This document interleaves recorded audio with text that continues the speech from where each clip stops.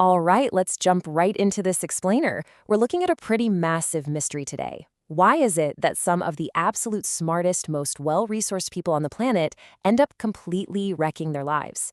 We'll be unpacking the brilliant concepts from Clayton Christensen's landmark work, How Will You Measure Your Life, and figuring out how to apply them directly to our own paths.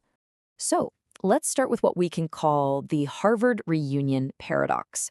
It basically asks this: why do brilliant Harvard Business School grads return years later unhappy, divorced, or, in the wild case of Enron's Jeffrey Skilling, literally in jail? Christensen noticed this pattern. At the 5-year reunion, everyone looked prosperous, totally destined for greatness. But by the 10, 25, and 30-year marks, the picture completely flipped. These were fundamentally decent, well-rounded people who had the world on a string.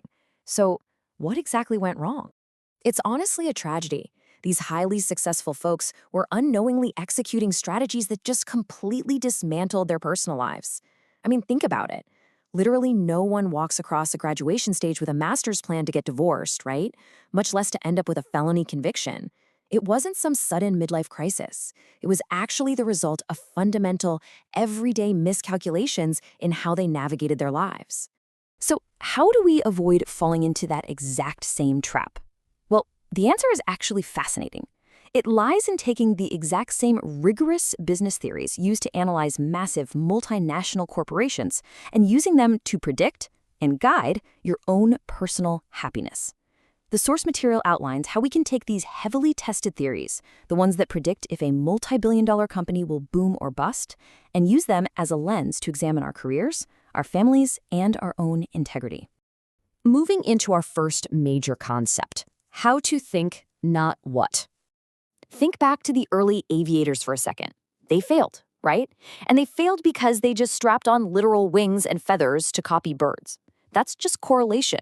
Human flight only actually worked when scientists finally understood the causal rules, fluid mechanics, and lift.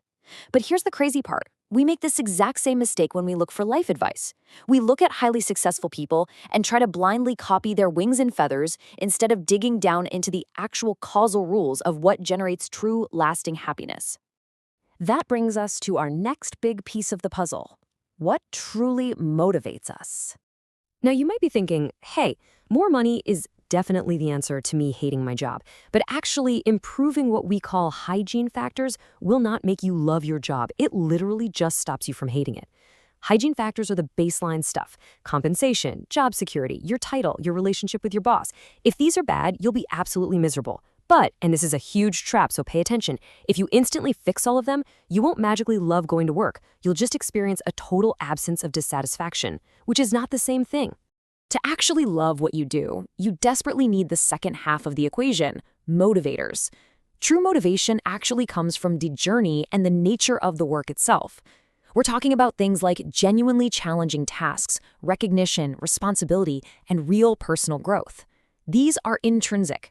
Real motivation isn't about some external carrot on a stick. It's about waking up and feeling like you are making a meaningful contribution every single day. So when you put these two sides right next to each other, you really have to ask yourself, are you currently trapped chasing hygiene factors completely at the expense of genuine motivators? Because honestly, this is exactly what happened to those unhappy Harvard grads we talked about earlier. They took jobs purely for the left side of this equation, to pay off massive student loans or chase that high-status title, promising themselves, oh, I'll pursue my true passions later. But what happens? Their lifestyle just expanded to fit those massive salaries, and they got totally stuck. They secured all the hygiene factors, but they ended up with absolutely none of the motivators. Let's shift gears a bit to our third section: balancing plans and serendipity. Take a look at this timeline mapping Honda's completely accidental success in America. So back in the 60s, Honda had this very deliberate strategy to sell massive bikes in the US to compete head-to-head with Harley. In year one, total, absolute disaster. The bikes broke down, it was draining their cash, just a mess. But then in year two, out of sheer absolute frustration, a Honda employee took one of their tiny Super Cub delivery bikes out into the LA dirt hills just to blow off some steam. Well, locals saw it, loved it, and suddenly everyone wanted to buy one. By year three, this totally accidental off-road strategy had completely won the market. What this fantastic little story teaches us is that strategy is absolutely not some rigid, pristine 5-year plan. It's a continuous, totally unruly process where your deliberate intentions are constantly doing battle with unexpected opportunities. It goes like this. You start with step 1, your deliberate plan. But then step 2 hits. Reality happens, things break, and weird, unanticipated opportunities pop up. This naturally forces step 3, an emergent strategy, which over time actually crystallizes into your brand new deliberate strategy in step 4. And guess what? Your career is going to follow this exact same messy loop. So how do you actually use this? Well, on the deliberate side of things, you should really execute a strict, focused plan when you've already found a career you genuinely love, meaning both your hygiene factors and your motivators are locked in. Just put your head down and execute. But on the emergent side, if you haven't found that sweet spot yet, you have to stay emergent. You need to rapidly experiment until your path finally clicks into place. Seriously, do not be afraid to pivot if your current deliberate strategy isn't giving you that true intrinsic motivation. All right, bringing it all home with our final section, measuring your own life. At the end of the day, your strategy isn't what you say it is. Your actual, true strategy is defined entirely by where you choose to allocate your most precious resources.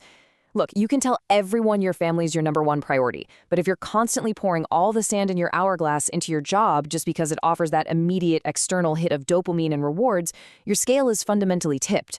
Making a conscious choice about where you spend your time and your energy is quite literally the only way to avoid drifting into a personal disaster.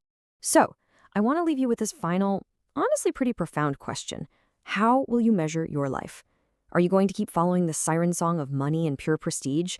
Or will you use these theories to actually build a life of genuine fulfillment? You know, it is frightfully easy to lose our sense of the difference between what just brings in money and what actually causes real happiness. Don't just strap on fake wings and feathers.